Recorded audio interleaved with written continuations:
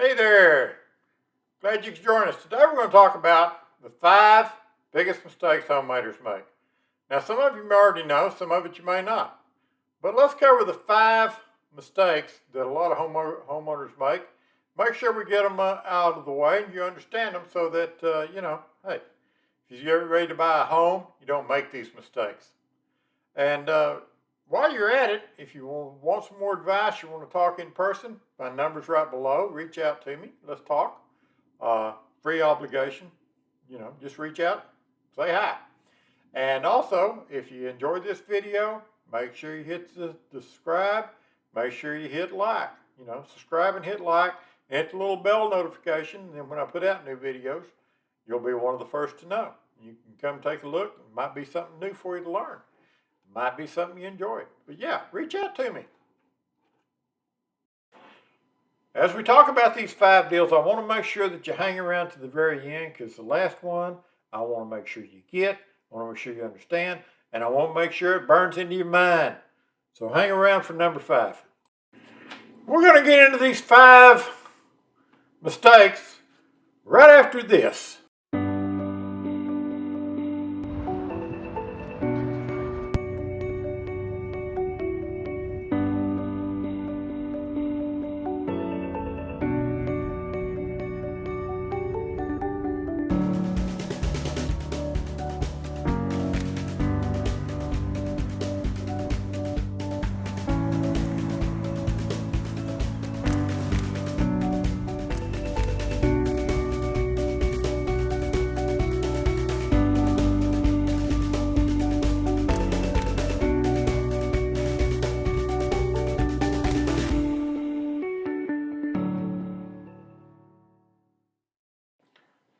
Okay, so you might be wanting to buy a house. You don't want to make any mistakes. Well, that's a good thing. So today what we're going to do is we're going to go through the 5 top mistakes that a lot of people make when buying a house, and we want to make sure you don't make them. And 5 mistakes you can easily avoid. If you got any other questions after we go through this video, if you want to reach out to me, my name and number is right below. Be sure you reach me out to me and let's talk about it. Free, no obligation. I'll be glad to give you a consult. It's not going to cost you anything except a little bit of time. If you like the video, hit the subscribe button, hit the like button, hit the bell button, and you'll get notified when I put new videos out. So let's get into it. Number 1, not getting pre-approved. Before you start looking at houses, you have to get pre-approved. And I don't care how much you think your credit is good or how much you think you can afford or anything like that. You need to know, before you start looking at houses, what a lender will lend you. And the only way you can find that out is to get a pre-approval. Now, if you've got cash in the bank, and I'm not talking about imaginary Bitcoin or anything like that, I'm talking about real cash you can write a check for tomorrow, sitting in the bank, and you can provide a bank statement that shows that, then great. That's your proof of funds. But if not, if you're going to have to borrow money, you need a letter from a lender saying, hey, we can loan this guy this much money. And even with that, realize the pre-approval is not a pre-qualification. All the pre-approval is they've kind of glanced at your credit and they've checked your how much your monthly payments are and stuff like that. And they say, yeah, we can loan this guy so much money. When you actually do the loan processing, it'll go through underwriting and it'll get really complicated. They'll dig deep into your finances and stuff. And if you got any hidden skeletons, they're going to find it. So, pre-qualification is always better, but you got to at least get a pre-approval. And one of the main reasons is because there's no use looking at $800,000 homes if the most they're going to be able to borrow is $400,000. Let's find out what you can borrow up front. Let's find out what the lender will lend you. And then once we find out what the lender will lend you, then we know what houses to start looking for you. Then we can start looking for the houses for you and start finding you the house that you want to live in within your budget. And while I'm on the note of lenders, let me make this point that I think is very important. Use a local lender. These big guys, if you want to use one, fine. That's your business. You can. But Local lenders are a lot more accessible, a lot more easier to work with, and especially if there's someone that your real estate agent has built up relationships with. And, don't go thinking that, I'm saying use one of my lenders because I'll get commission. No, that's illegal. I can't. I can't give kickbacks to them and they can't give kickbacks to me. We'd both go to jail. So that doesn't happen. But what does happen is that I've built up relationships with a certain number of lenders uh, that I work with on a constant basis here. And their number, they're in my phone on speed dial, and I'm in their phone on speed dial. So if I need to get the lender on the phone to find out what's going on with your loan, I can hit that button. I'm going to get a call back. With the big guys, I'm not. You're just a number to them. You're not a name. They don't care. My lenders are invested in you personally. They want to know you. They want to care about you. They want to help you. Same as I do as a real estate agent. So you're not just a number. You are a name, and your story and everything else is important to them. And it's important to me.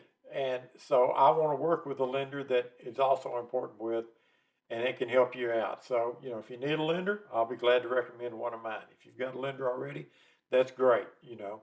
Hopefully me and her can get on a speed dial name and get to working together. I'm well to do that.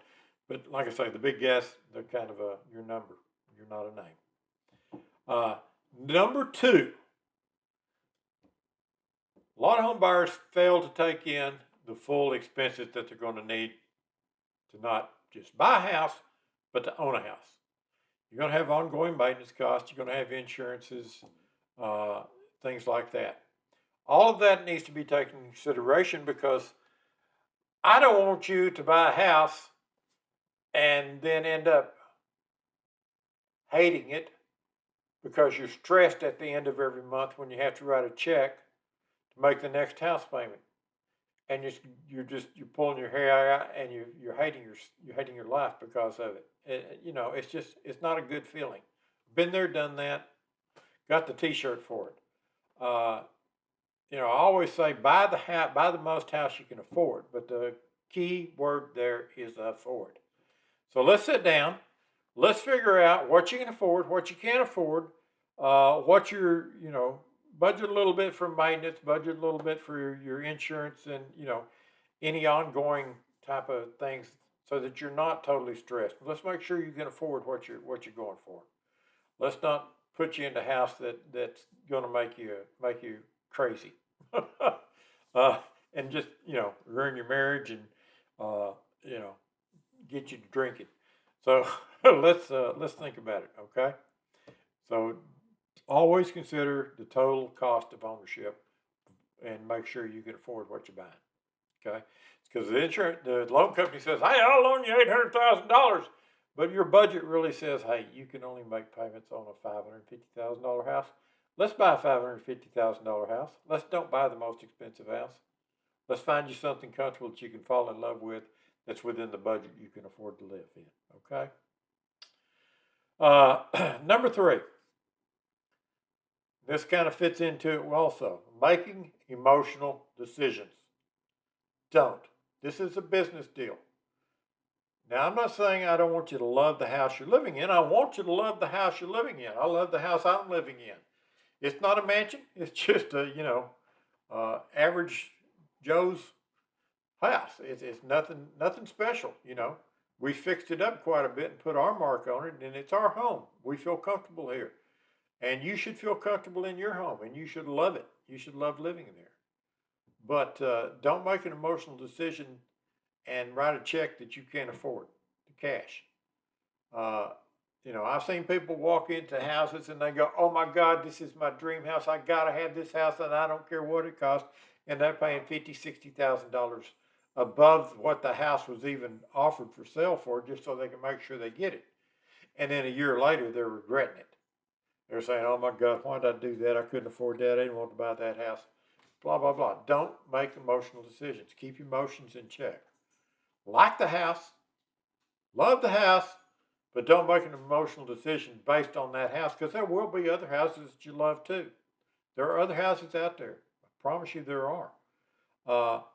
And while we're talking about emotional decisions, when you're touring a house or looking at a house, when you look at it, keep your emotions in check. Keep the smiles down. Keep the grins down. Keep the moans down. And the reason why is that almost every house has cameras inside today. At least on the outside they do. Not all of them do the inside, but quite a few of them do. And sometimes they'll disclose to you that they're there, sometimes they won't, because remember, you're walking into their house. So they're recording what you're saying, what you're doing. And if you're talking about how bad you think their lifestyle is, or how bad their decorating taste is, or saying negative things about the people based off of what you see on their walls and stuff, they're going to make note of that. And when it comes time for your contract to come in, they're going to go, you know what, I don't want to take the contract from that person. Or that kind of person is going to be the last on the list. So keep it all in check. And on the opposite end, don't go in there and go, oh my God, this is the most beautiful house I've ever seen in my life. I got to have it. I'll take it. You know, I don't care what it costs. Because they're going to note that too. And if you go in and make an offer, they're going to come back and go, nah, I've already seen them people on camera. They want this house too bad. Let's see if we can squeeze a few more dollars out of them. So keep everything in check, nice and calm, walk through the house. You know, you can point out things, look, that might need a little repair, but that's all right. We can do that. You know, keep it nice and calm, keep it business-like. And then when you get away from the house, away from the cameras, you and your real estate agent can go through, and then you can go, oh my God, I got to have that house. Get it for me. You know, if that's what you want to do. So, keep the emotions in check while you're touring the house, while you're looking at the house, before you buy the house, and don't make an emotional decision on buying the house. Keep it business-like. Don't regret your purchase later on because you made an emotional decision instead of a business decision. Okay. And you're going to want to hang around for the very last thing, I promise you, because at the end, we're going to reveal the worst thing you can do, mistake you can make buying a house, and I want to make sure you see it. Okay?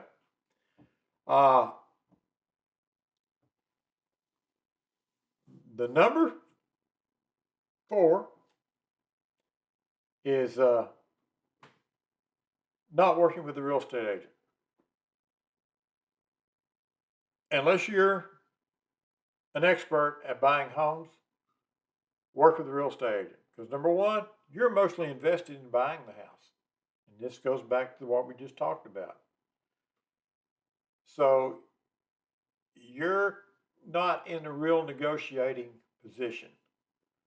Let the real estate agent who's not emotionally invested in it do the talking, do the negotiation. And the worst mistake you can make as a buyer is to use a listing agent and make offers directly to the listing agent. The listing agent has a contract with the seller. The listing agent's fiduciary responsibility is to the seller. And their duty is to get the very biggest and best price contract they can get to the seller. They don't have a fiduciary responsibility to you. You're the buyer. They already got you're a customer at that point. You're not a client. They've already got a client. The client is the seller, and they're going to work their best to get the very best money they can get for the seller. Okay? Because they also know it puts more money in their pocket. So just keep that in mind. All right? Use an agent of your own, because that agent, as a buyer's agent, is answerable to you, and the fiduciary responsibility is to you. It's not to the seller. It's not to the other agent. It's not to anybody. Their duty is to get you the very best deal and honest deal that they can get you. Okay? So always work with a real estate agent. And if I don't care if it's a new home construction, if you're going for new home construction, and they got their own salespeople there for new home construction that you got to deal with, use a real estate agent still. The real estate agent can negotiate certain things in the contract and might not be able to change the price because their prices are pretty well fixed on new construction.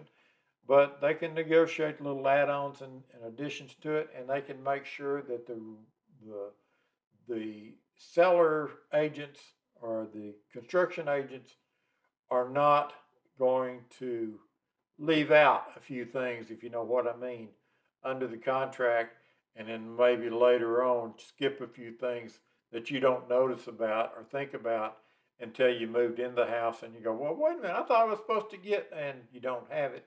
And they say, well, it wasn't in the contract, you didn't get it. So, use of real estate agent, somebody that's been there, done that, dealt with them before, we can negotiate it. We can look after your best interest all along. New sales or existing sales, homes, either one. Okay? Make sure you use a real estate agent. Now, the biggie, number 5. Never forget this. Burn it into your brain. And I don't care what happens and how bad you want a house. And if you've got a real estate agent that tells you, well, if you skip this, you might be able to get the house, fire that real estate agent. And that is home inspection. Always, always, always ask for a home inspection, and always make it a contingent upon the contract. And the reason I say that is they say, well, if you waive the contingency, we might accept the contract. Well, there's something wrong at the house, and you don't want to waive it. You're going to get in trouble if you do. Waiving a home inspection can end up costing you $50,000, $100,000 out of your pocket later on after the house closes. There might be damage you don't see, you don't know about. That home inspection hopefully will uncover during the inspection process. So you make sure you get a home inspection. That's simple. We recently closed on a house that I helped the buyers, and they had the home inspection done. Everything was looking good throughout the house. They ran their robot underneath the house. There's a raised floor, so they put a little robot under there with a camera on, and they run the robot underneath the house, a little tractor robot, and he's taking pictures of everything and video, and we're watching it, and all of a sudden we see a drip, and it was coming through from the shower wall, and it was a slow, slow drip, and it didn't amount to a whole lot. It probably would have been shown up for another 4 or 5 years that it was really that bad. But what would have happened in that 4 or 5 years, it would have created a bigger mud puddle and mess underneath the house, which might have started rotting away on the foundation supports. It would have also created a black mold problem underneath the house, and it could have ended up 5 years from now costing them $50,000 to $100,000 to get that all repaired, which we caught it in time. It was a minor little $500 repair. Seller paid for it. Boom. All taken care of, no problems. But if we hadn't seen it on the inspection report, we wouldn't have known about it. You never know what you're going to find. Never, ever, ever waive an inspection. And always put a contingency that the contract won't go through until you get your inspection report. You and the seller can negotiate if they find something on who's going to pay for what, but always get an inspection just so you know before you sign the contract and the contract closes. Make sure there's a contingency for a home inspection. Well, that's it. That's my top 5. There's some other things to consider, but that's my top 5. And I hope you learned something. I hope you enjoyed the video. If you did, hit the like button, subscribe. Hit the bell button, and that way next time I put out a video, you'll know about it. Maybe you'll get something, information off it. And if you're thinking about buying, hit me up. Let's sit down and talk. And if you're, if you already got an agent or whatever, and you just want some more advice or you want to consult, hit me up. I'll be glad to give you a free obligation. I'll talk to you. You don't have to use me as your agent if you don't want to, but I'll be glad to talk to you and give you any advice I possibly can. So I want to thank you for staying with me this long, listening to me, and hopefully you learned a little bit.